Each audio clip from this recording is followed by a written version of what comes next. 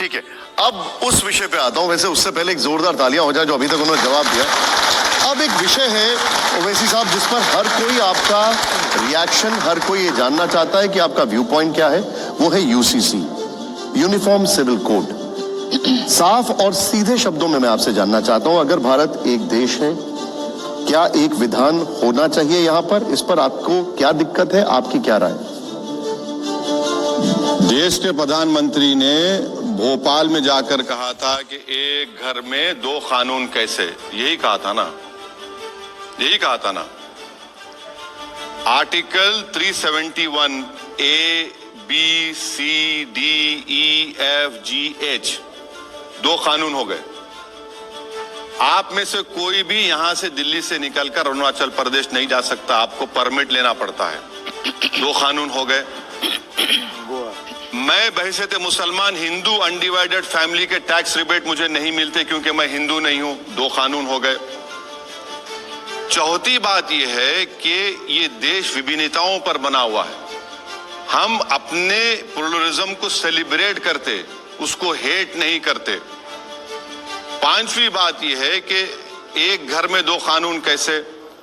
देश के प्रधानमंत्री आपको दूसरी तरफ लेके चले गए। सीआरपीसी का हमने कितने बार अमेंडमेंट किया, आईपीसी का कितने बार अमेंडमेंट किया।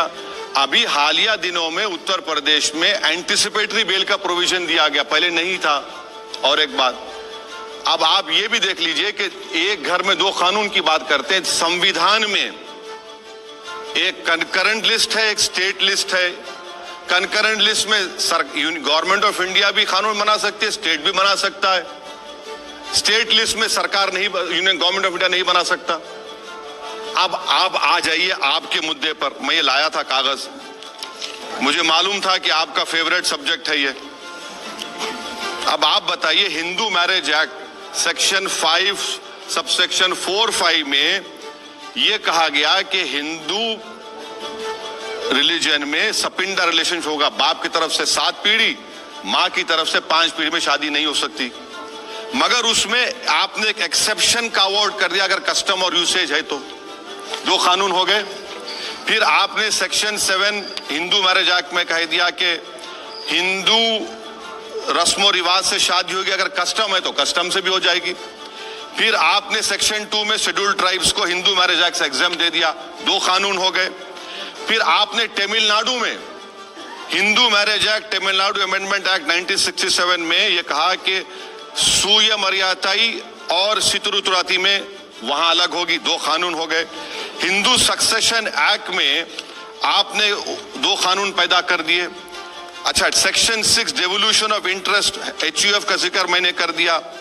फिर आपने हिंदू माइनॉरिटी गार्डियनशिप एक्ट में आपने दो कानून बना दिए। फिर आपने सिखों के लिए आनंद मैरिज एक्ट 2012 में बनाया, उसमें दो कानून बन गए।